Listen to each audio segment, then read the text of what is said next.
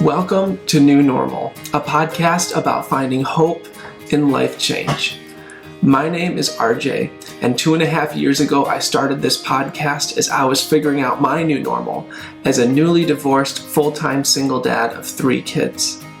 I started the podcast back up again recently in its 2nd season because of everything going on with the coronavirus and how quickly all of us found ourselves as a people, as a community, in a new normal of self-quarantining, social distancing, feeling isolated, and feeling afraid.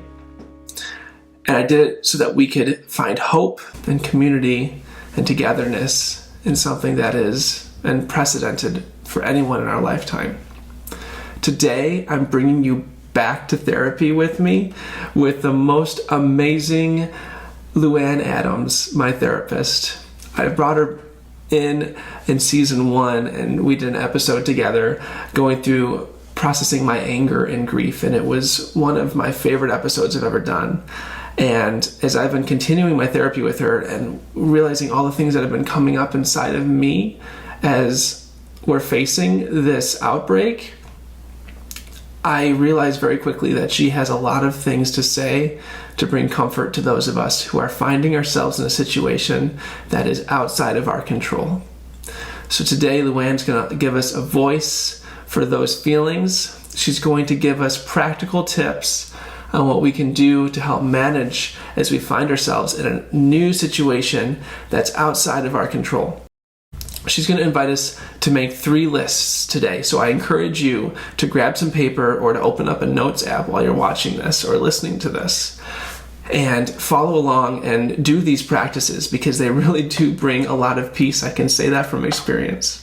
And then towards the end of the episode, she's going to guide us in a process that helps us take the power and fear away from all the what ifs that spiral in our head when we find ourselves in these uncontrollable situations. And you're not going to want to miss a second of it. I can't tell you how valuable this conversation has been to me as I've been processing everything here and how much peace and hope and life I've reclaimed and energy I've reclaimed as I've been going through this new normal.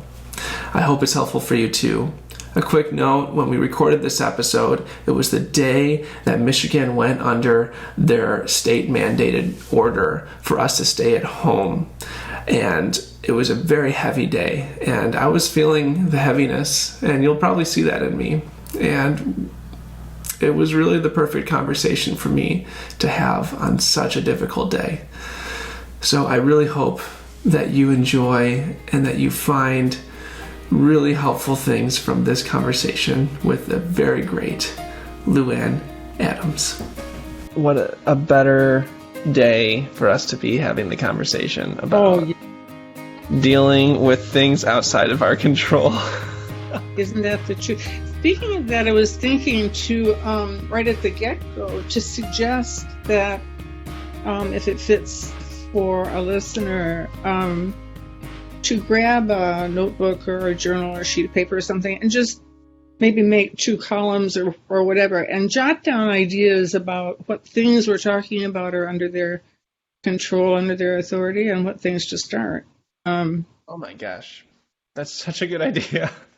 Is it? Okay, good. It's always, it's so funny because it's always the really simple, basic ideas that are so powerful. Like, there's so much healing to just be able, for me, to, like, I haven't done that. I've been taking like a mental list, but for me to write it out, like, this is what's in my control right now.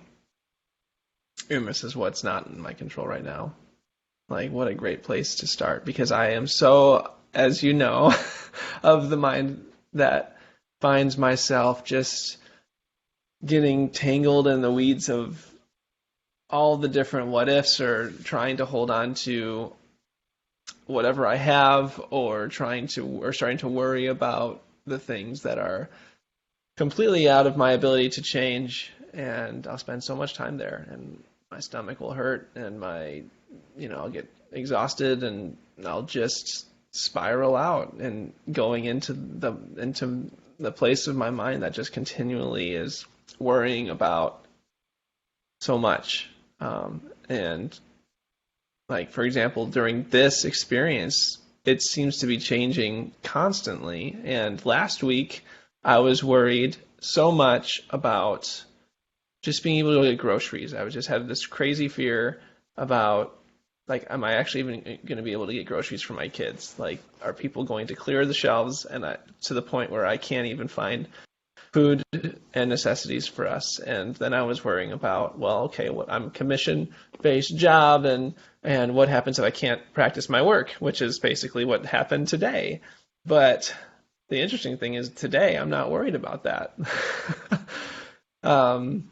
Which is interesting because it happened, and there's a piece there somehow. Maybe it's the worrying that of the leading up to it and the what if, and then when it finally happens, you're like, well, okay, I really can't control this, so here I am. I don't So know. we could say that sooner, right? Yeah, We I could could have just saved say that myself a lot sooner. of grief. Yeah, I could have really come to that a lot sooner by a simple chart on a piece of paper. Saying, out of my control.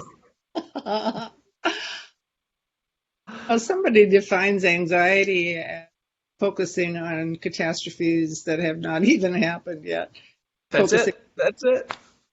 yeah, yeah, focusing on the future catastrophes, Yeah. and thinking that if I obsess and catastrophize hard enough, I can prevent it from happening. Yeah. That's exactly it. Isn't that crazy? It is, but it's human. Yes, it is. That's really helpful to hear. I think we're all having a very human experience together, and it's unifying. I hope that, like, when I say things like that, and when you say things like that people are like, yeah, that's where I've been, and maybe people feel bad about that. Like, I definitely feel bad and shame myself sometimes for getting lost in that space, and just for you to be like, yeah, that's human. And then That's such an important point, and I think we really need to go there, because we, of all times in our lives, we need to be gentle and kind to ourselves first and then to one another. And to remember that anxiety is, by and large, a functional coping with a totally dysfunctional set of circumstances. Yeah. It's functional. It's normal. I think when it impedes our ability to function, robs us of the rest that we need to keep our immune system strong, then it needs to be treated, but not in a judgmental way, not in a self-shaming way, because that just adds to the stress. We need to be really, really gentle and kind with ourselves. First ourselves and then with others. And non-judgmental. Yeah. It's so easy to be judgmental. For me, I should say, it's easy for me to be judgmental of my anxiety and myself. Like, shame on you for feeling anxious. When the whole world is upside down and there are precious few things that you used to think you had control over that you don't control over. Yeah. And children to care for. So shame on you for feeling some anxiety about that. That's the script in my head sometimes, without question. Yeah. And then when it really does happen, then you find something new to obsess about that hasn't happened. It's funny because it's true. It's funny because it's true. And it's funny because it's so our humanness. Yes. Mm-hmm. Yep. You know how gentle and kind you are to your children. Yeah. Just to be gentle and kind with their daddy also. I can do that. Mm. So you said that anxiety is not dysfunctional, but it's a functional response to a dysfunctional set of circumstances. Can you explain that more? What would it look like to be going through the world upside down, the world changing every single day, something none of us have ever faced before, bad news and boogeymen all over the place. That's for sure. And feel totally calm.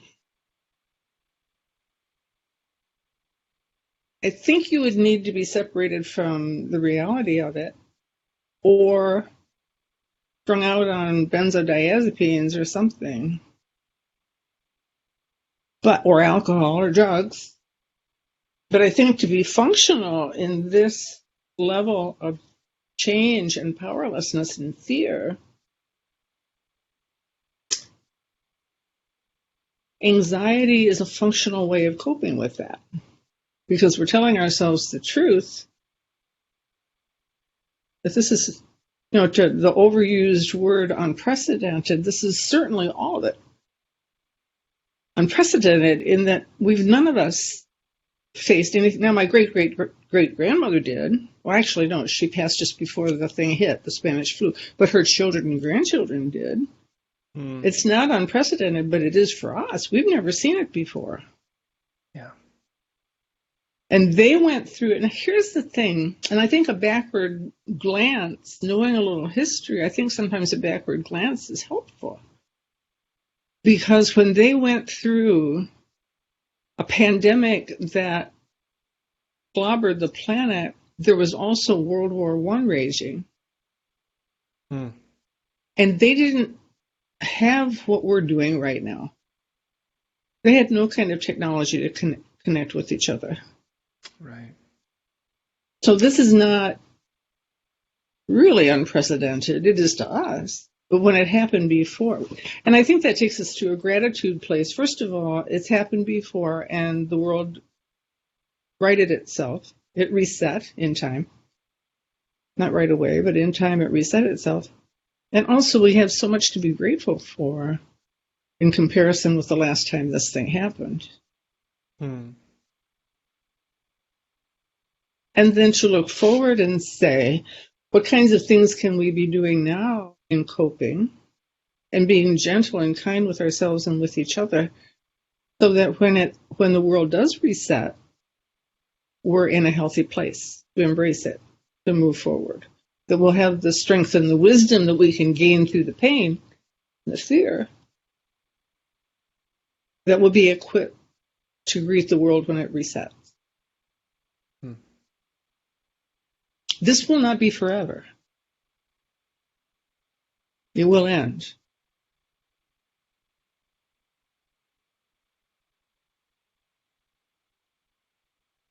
I just needed to let that sink in for a second.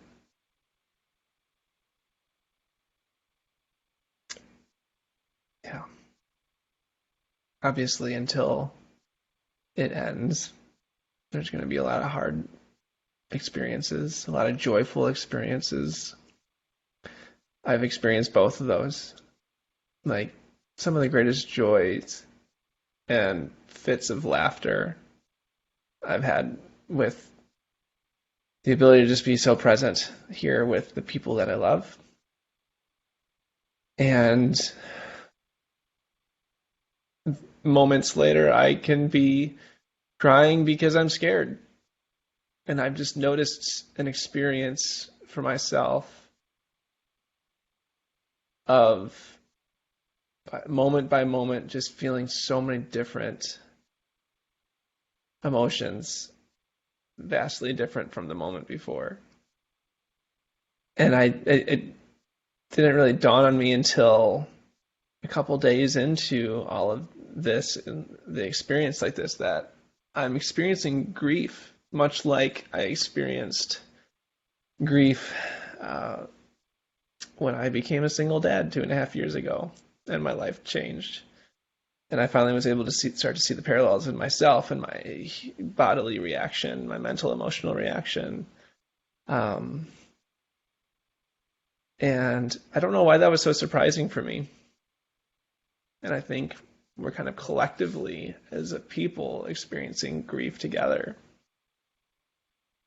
And I'm feeling a lot of the same things, like the exhaustion of kind of like in the background of my mind and of my emotions, just constantly processing everything going on, that like by the end of the day, I'm so tired. And just realizing that this is taking up such a bandwidth in my capacity for the day. And I'm feeling all of the same things, like the exhaustion of kind of like the on in the background of my mind and of my emotions, just constantly processing everything going on, that like by the end of the day, I'm so tired. And just realizing that this is taking such a And I've been talking to other people, and they've been saying too, yeah, I'm just so tired. Like I have less to do because I'm stuck at home, but I'm so tired, and I'm just wondering if that's just the grief. How do we approach and welcome this grief and navigate it right now? I just think it's so important to start where we've started a few minutes ago, to know that it's not only normal, but it's just as pandemic as the bug. And to find ways of being intentionally kind and gentle. We're going to need more kindness, more gentleness than we ever even imagined before. Because to be judgmental, to be shaming, to be impatient with ourselves, to have expectations that we have no way of reaching right now, it's just to add to the stress of that. And the more stress we place on our emotions, and the more stress we're putting on our bodies as well. Unnecessary stress.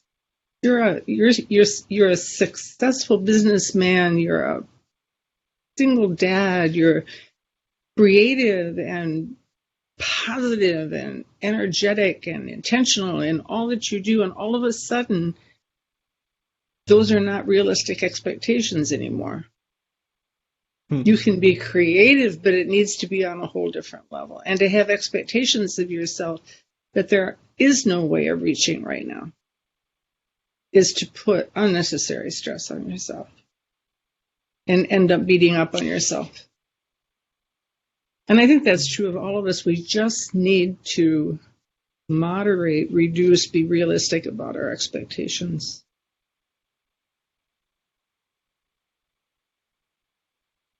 I was having a conversation today that your comment just made me think of with my sister. And, throughout the past, week and a half, I've lost the physical support of all the people who have helped me with the kids every week, because we're all practicing social distancing. So all the people who were weekly in place to who have offered to help with the kids, I didn't have that. And then today I had to let my nanny go. And then today I realized I'm not going to be getting any new business due to the new mandate. And I just see all of these things melt like shedding away from me at such a quick pace. And the conversation with my sister was a joyful conversation as we were talking about these things, because what I was realizing is I am so quickly being stripped away from the things that I've used as identity markers that don't really have anything to do with who I am. Thank you. Beautiful. That's so beautifully said. Yes. Honestly, it's kind of like a recentering, a forced recentering of, all right, like I'm back down to the basics of what's important, and of who I am, and I feel grateful, and I feel joyful, and I feel meaningful community. I feel thankful for the community that I have. I feel thankful for my kids and my time that increased time that we get to have together, and that special bonding. This is turning into a pretty healing time for me, which I really appreciate. And I know I say that in the light of many people getting sick and many people losing their lives and losing loved ones. So I try to consider that too when I measure all of the things that I'm grateful for. Both are true. Yeah. Both can be true. And that's okay. I shouldn't feel shame, right, for feeling like there's positive things coming from this. Correct. You should not feel shame for being grateful and aware of the positive things coming from the mindset. Is the mindset going to be one of bludgeoning ourselves with expectations unfulfilled and inability to control the uncontrollable, and, as you say, letting a lot of those externals be the measure of our personal worth that define us? Or are we going to let those things shed off and get back to truth? What else should we know about being in a situation where we have very little control? When life gets down to the nitty-gritty, what have we got? We have back to basics. We have nutrition, rest, exercise, spiritual nourishment, and connectedness. Mm. What else is there, really? That's what I've been experiencing. And it's really interesting. The basics, and a reminder of the value and the importance of the basics. And the last time I experienced that was like this sweeping feeling of what really matters and what doesn't matter, right when everything changed in my life, right when I heard about the affair and I heard that the marriage was over. Like, all of a sudden, what was important and what wasn't important became very easy to discern. And I think over time I might have lost that a little bit, because I'm finding myself experiencing all these things being stripped away and finding incredible peace in the experience, because I'm feeling connected to that which truly matters, which are the basics. And it's really, really special. There's something about that gratitude, isn't there? I think the anxiety, sort of ambushes us sometimes. I know it does me. And doesn't even have a name or a face sometimes. Loss of job, loss of income, and I think there's no fear quite like financial fear. Gosh, that's true. And yesterday, it just came out of the woodwork and gripped me. Just fear, just anxiety. Dark terror. And then I said, but I have a sanctuary. I have a home. I have food for the foreseeable. And those I love and those who love me. And so much to be grateful for. Health. And then thinking back, as I was saying earlier, thinking back about our forebears that went through this, that how much they didn't have that we have. They were totally isolated. People talk about being isolated, and yes, this can be very isolating, but it can also be solitude. Like you were saying, to get back to reflecting on and giving yourself time to reflect on those things needful. There's something about gratitude and again, to sit down and make a list of what you're grateful for. It was incredibly calming for me. So we have 3 lists right now. And they're very good lists. We have that which we can control, or that, as you put, that which is under our authority. Mm. That's the first list. The second list is that which we can't control, that which is not in our authority. And the third list, that is that which I am grateful for. What happens to someone when they make these lists? What's the magic in this? Well, for one thing, I think it puts it under our control.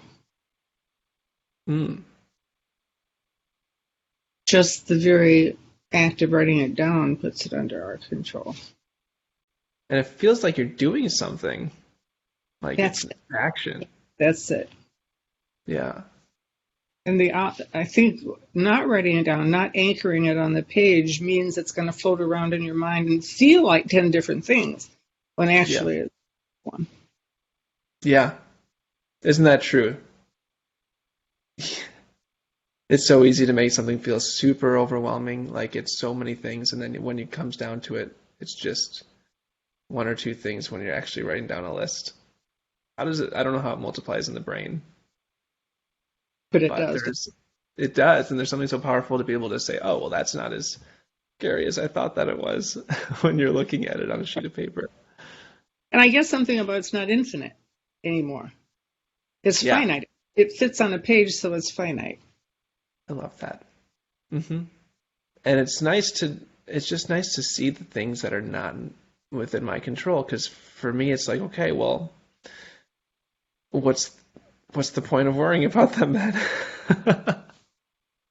That's it. Yeah, right. If it's not under my control, why am I wasting my psychic energy and my physical energy and putting myself in a pit if it's not under my control anyway? I mentioned earlier that when I'm in these periods of grief, it's very draining, and I feel exhausted and tired. I wonder if a practice like this would add energy to my life by reining in the things that are always processing in the background and putting it on a finite page. And then it's there and it's done. And maybe I already thought about that and I wrote it down. Yeah. Then I can kind of put a name to it. And, when I start to, my mind starts to go again, and I can put the name. Oh, that's the fear of being able to work, or whatever it is. I wrote that down. I looked at it. It's not something I can really do anything about right now. There are things I can do, and I can focus on those things. That's good. I already gave attention to that, and it's not under my control. Now what is? Yeah. Right? Yeah. It isn't that I'm not mindful of it. I wrote it down. That's Right. all I can do with it. Yeah, that's the work. With the things we can't control is acknowledging that they're out of our control.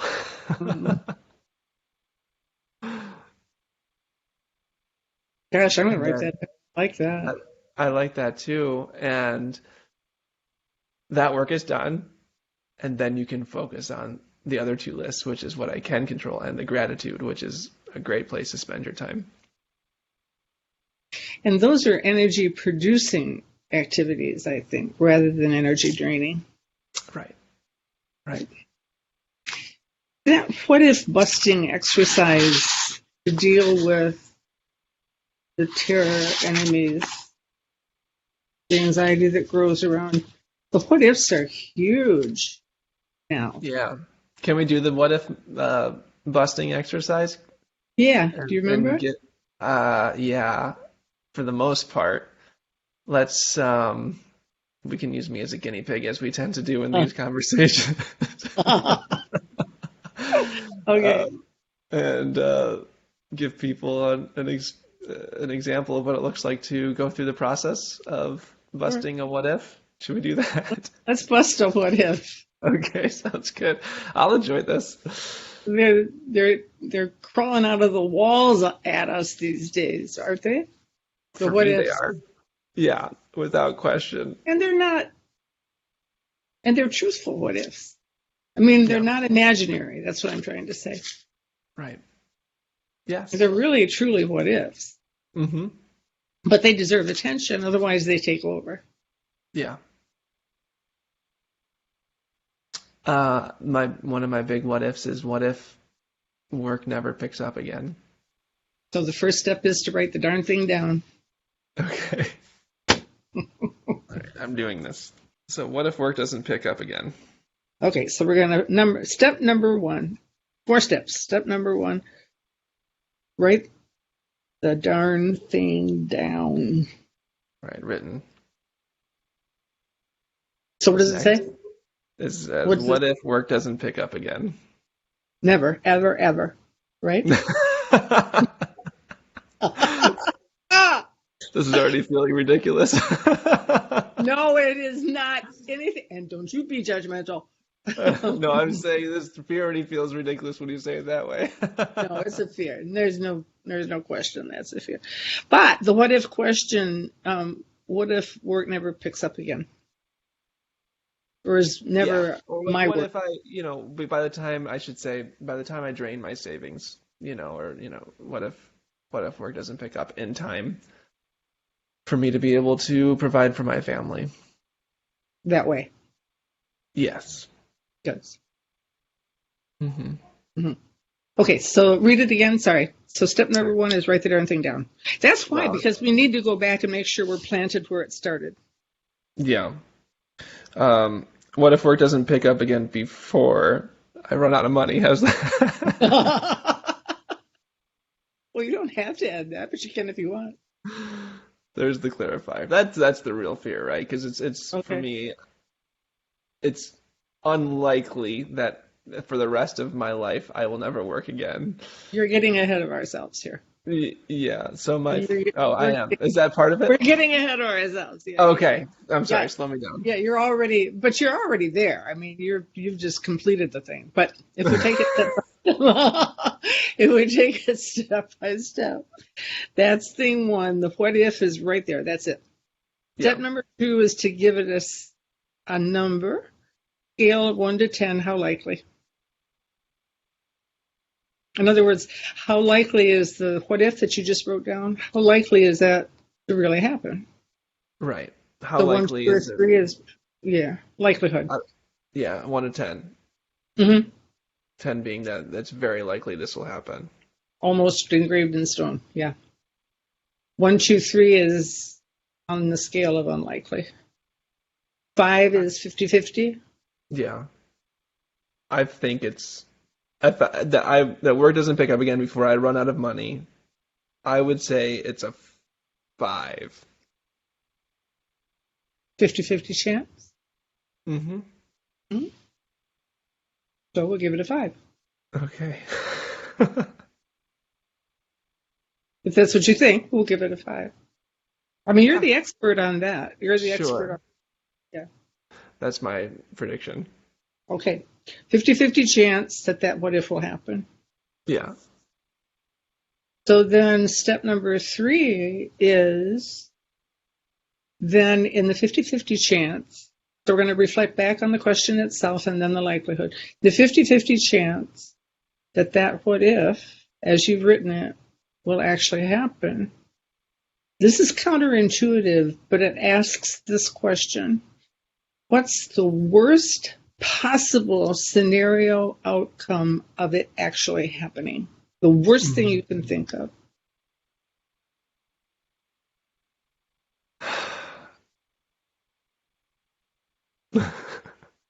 Counterintuitive, I know. I know. I'm trying to think This is because called facing your fear. yeah, I like the worst thing I could think of happening is that like I'm truly not able to have a home or a place, but like that doesn't even seem realistic in this scenario because of the community and support and family that we have. So I can't even really believe that the worst case scenario would be that we would be homeless, so to speak. But we wouldn't include that in the worst possible scenario. Worst possible scenario. Worst possible scenario. That word possible is important. It is. So for me, the worst possible scenario is, yeah, I would have to move in with me and the kids would have to move in with somebody probably and receive some assistance.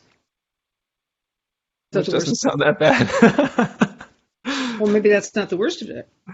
Okay, well, Now you said move in with somebody else. Is the opposite true? For you to open your home and have 2 families living under your roof? that's a more creative solution that I'd probably be more excited about. I would prefer that scenario. Okay, so the worst possible would be packing up bag and baggage and moving into somebody else's place. Yes. Well, I think that's the worst possible case scenario that I can think of off the top of my head. If that what if question happened. Yeah.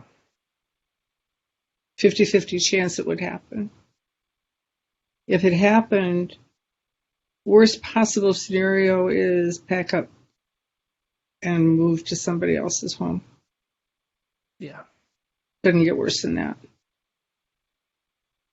Realistically, I'd be very surprised if it could get any worse than that, given the wonderful community that I have. So that's the worst of it, really.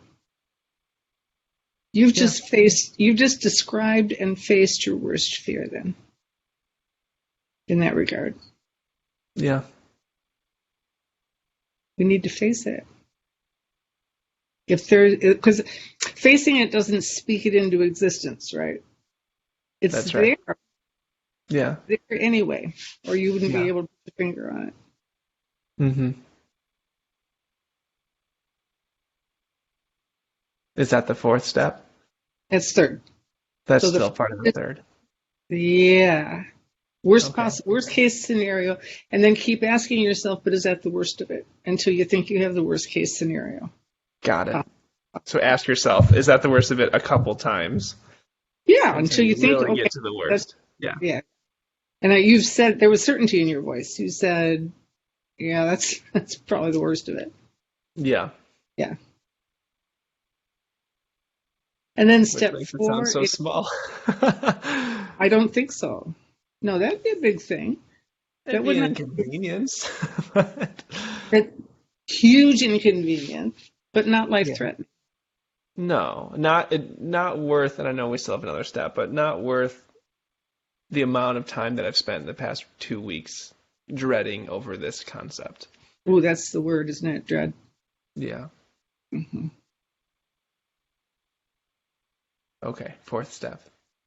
Fourth step. In the worst case scenario, if the worst case scenario actually happened, what would your options be? You've already kind of gone there. Then you list options. Then you get that pad back out that we're writing. And you write out all the options you can think of right off the bat. And then you put it away for a couple of days and then go back to it and see if there are others that have kind of the surface. Sure. Well, and as I was coming up with the worst case scenario, those thoughts started popping into my head already. Like, well, obviously, I don't only have one skill. There's other solutions to make an income, and there's the thing that you mentioned, what if that does happen and I open up my home to a more communal living experience, which truthfully sounds awesome to me. I love that idea. That would be one of the options, right? Yeah, those are some of the options. And so quickly I'm able to come up with a couple that just, I don't know, I just feel like I'm regaining control over the situation. Mm-hmm. The things that are under your control. Yeah. Yeah. Yeah, and clearly you're not going to be the only one in dire straits if dire straits happen. Mm-hmm. Absolutely true. Maybe in your immediate circle of people, pocket of people. Isn't that what you say? Your pocket of people. I love that. Yep, so that's our what if busting exercise. I love that. You did that before, right? Right in the very beginning. You and I have done it a couple times. We've done it, right in the beginning when I was afraid of losing my kids, having custody of my kids. We did it again when I was afraid of if I was ready to date or not, which was a fun one. I love that. I love that. Did you? Yeah, the fear was, what if I'm not ready to date? And I think I gave the likelihood of that one a 6 or a 7. I think it was on the higher end of the scale at the time. Well, you learned about your own readiness by stepping out. Yeah. You stepped out on the kind of uncertain ground of actually dating. Yeah. And you learned about your own readiness. where I you were certainly did. and where you were and where you were not ready. Yeah, that is the darn truth. Isn't it? But that's life, right? Yeah. Oh, yeah. So much wisdom gained from those experiences. Wisdom born of pain. I love it. No, I don't love Oh it gosh. too, but I think Yeah, it's it's valuable wisdom, and I hope it didn't come at the cost of people, but I definitely learned a lot. mhm. Yeah. Well, you also added richness to their lives. God, I hope so. You know you did. Some, I have a hard time sometimes with that one, truthfully. Please don't hear me saying you're a perfect person and that it was all joy for them, but you did bring richness to their life. Fallible person that you are. Mm. Yes, ma'am. Speaking speaking to you as a dismally fallible person myself. I don't know what other kind is there, right? That's true. That's very true. Thank you. In dealing with anxiety, when I say the word meditating, people look at me like deer in the headlights. But why? It's great. It is. And it can be so powerful and it can be so brief. Mm. And there are so many different kinds. I just wanted to share the one that works the best for me. Mm. It's very simple and it's very brief. So many of them center around breathing, Yeah. being aware of your body, getting comfortable, and being aware of what your body is feeling, where you feel warmth, where you feel pressure, where you feel tension, where you feel calm, where you feel good. To just be aware of your body and then to just relax and be aware of your breathing. That just happens automatically, without which you couldn't live, but you Yeah. don't think about it. And it's just happening. And then from there, there's so many directions you can go with that. For me, it's breathing in, knowing that I'm loved, and Mm. breathing out, loving back. Now, not for everybody, but for me, knowing that there is love in the universe. You call the universe what you want. I use the word God. Not Mm-hmm. everybody uses that word. But to breathe in the knowledge that the universe contains love, is about love, exists in love, and then to breathe back out love back. And to just focus on the breathing in of love and the breathing out of love. That works for me. You don't have to look very far online to find breathing meditations that are so creative and and so calming, physically and spiritually and emotionally. I think that if this moment in our history does anything, I hope it takes us back to the importance of that quiet time of meditation, reflection, and just being. And then I just wanted to say a word about, for parents, just a word to parents. Yeah. Just 3 kind of tips for parents, especially. It can be difficult when the children are very, very young, although kids take to it surprisingly, even at a very young age. The first tip for parents is to have a family meeting, to gather the family together, and first of all, do what people like me talk about, the strengths assessment. What each person, that this is a very different time in our family life. What strengths does each one of us bring to the challenge that we're going to be walking through? Oh, wow. For people to be able to own their own strengths and then to speak one another's strengths. Like the littlest one might bring fun and laughter to the situation. Without humor, how do we get through this thing, without humor, fun? So for each person, one person might have a creative bent that can create crafts and whatnot for the family. Another person might be very good at planning and organizing, whatever. And then along with that, what goals do we have for this time? This is not forever. This won't last forever. Are there some things that we would like to really accomplish during this time that's just been kind of foisted on us? Wow. And then the second little, and others, families kind of take off on their own direction with the planning that they want to make as a group. So we've had our group planning session. And then the second kind of tip is to have zones in the house. There's this is our creative zone, this is our gathering zone, this is the technology zone, this is Dad's work zone, Alex's work zone. This is personal space that belongs to you and to you alone. This is private space. One family decided to have a primal scream zone. I love it. And so Mom was starting to have anxiety that had physical symptoms, and she was afraid she was having panic attacks. This is a new therapy for panic attacks, by the way, I think. She went into her primal yell zone, and she screamed bloody murder, "I'm having a panic attack," at the top of her voice. And one kid looked at the other and said, "Hey, Mom's having a panic attack." "Yeah, I know. It's your turn."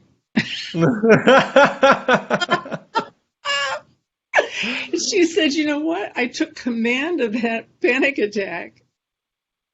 I don't think I'm ever going to have another one. And if I do, I get to go in and have a primal yell." Oh, I love that.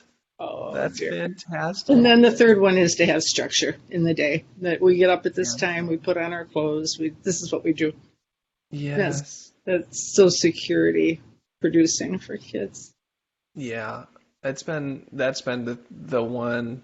I'm hearing these for the first time, which I'm really appreciative of. I'm going to use them, but the structure is one I've been trying to keep. We still wake up at the same time. We still get dressed. We have a time designated for doing the schoolwork, and the kids are handling this change very well. And I think the structure has been very helpful as a result of that. But I love the assigning value to what each person brings to this situation. I love the zones. I love the idea of a zone where people want like a personal space zone, or like I love the screaming zone. That's absolutely here. It's going to get used a lot. You get to go in there and scream your bloody head off. Oh boy, I can't wait. I just needed permission from my therapist for that one. What was that? Oh, that was just Dad screaming his bloody head off. Okay, sure. Oh yeah. I would be happy to model that, and the kids learn by example. Oh my God. Well, yeah. When we were sitting down a couple days ago and talking about this conversation, one of the things that you have said to me for a very long time since we first started meeting, because one of the first things that you focused on with me was my need for control. And the what ifs we've talked that we've consistently come back to what ifs. And you have this phrase that you've used from the beginning with me that it's just a powerful phrase. It just washes like a calm over me when I'm in the what if world, spiraling out, feeling anxious. And the phrase that you use is, we do the best we can with everything we have and learn to trust God with the outcome. And you and I already have had the conversation about, for those who don't use the word God for the thing that we trust with the outcome, the universe, love, there's many other words we can use for people. But that phrase has always just washed a calm over me. And a while ago, when things were very fresh for me as my life changed, I wrote a song to the kids using that phrase. And I think I actually played part of it in an earlier episode of this podcast in the first season. But that phrase, you said it again to me after we had a call, I think a week ago, when I was really feeling scared with everything happening in the world. And you brought that phrase back. And after that call, I went and I changed some of those words to that song to just kind of reflect more where we are right now and what's happening in our world right now. And I thought I would. Oh, I can hardly wait. Yeah. You can do that? But yeah, we talked about it, and you had told me you encouraged me to sing it during this episode, and this is going to be fun. One thing I remember from the conversation we recently had was, it's just as true to say that love will win. Yeah. Yes. Yeah, exactly. For those that have been church abused, spiritually abused, bludgeoned, judged, vilified in the name of religion, it's hard to say I'm going to trust God with the outcome. I get that. Yeah. But we can say I'm going to trust love with the outcome. Yeah. And that's the eternal universe. Yeah. And all of its abundance with the outcome.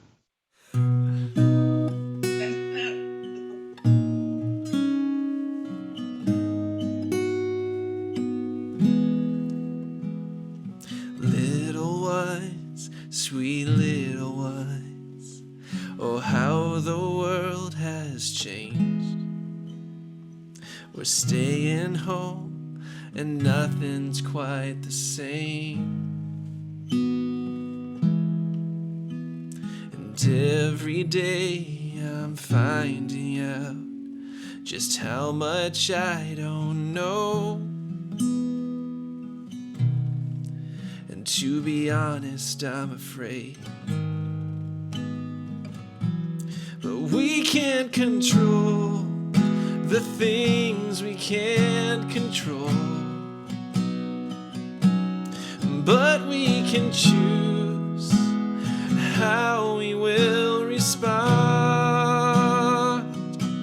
And it isn't fair, but we can shine brightly through the darkest night. We'll do the best we can with everything we have, and learn to trust love wins the outcome.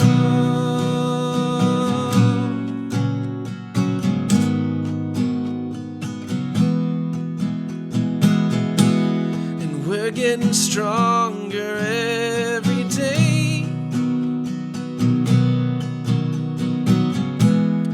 by acknowledging our weakness and our pain. And it's okay to feel exactly what you're feeling. May you know you're not alone, 'cause we can't control the things we can't control, but we can choose how we will respond. And it isn't fair, but we can shine brightly through the darkest night. We'll do the best we can with everything we have, and learn to trust love wins the outcome.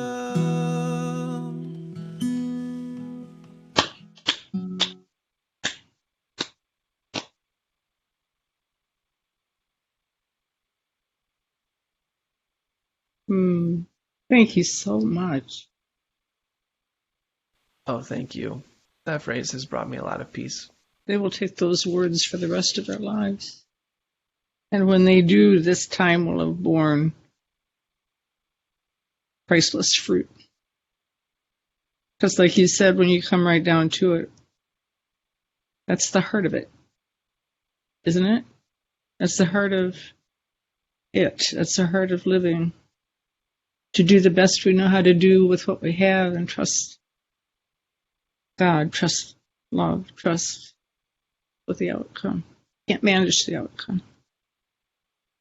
We're terrible outcome managers. If we can learn to trust that which is not within ourselves, trust what's without ourselves, outside ourselves.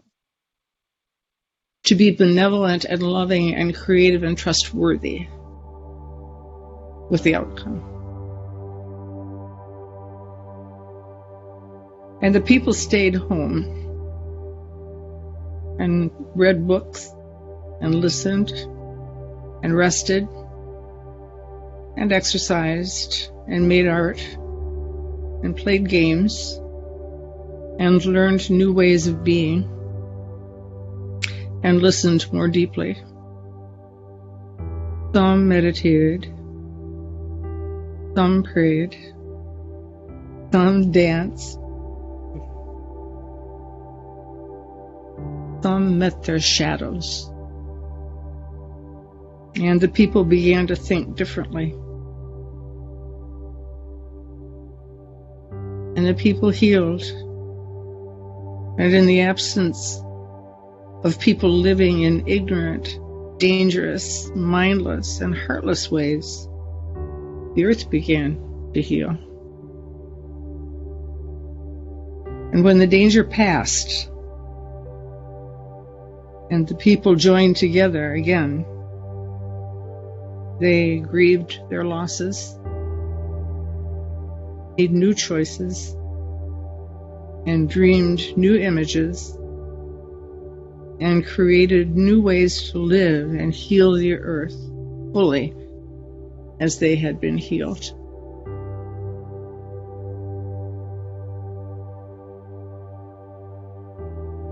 Written by a Celtic young lady, Kitty O'Meara. Thank you, Kitty. Thank you, Luann. That was so beautiful. And this conversation was really enriching. For me too. I always am either deeply touched or instructed or encouraged, often blown away by what your heart says. Thank you.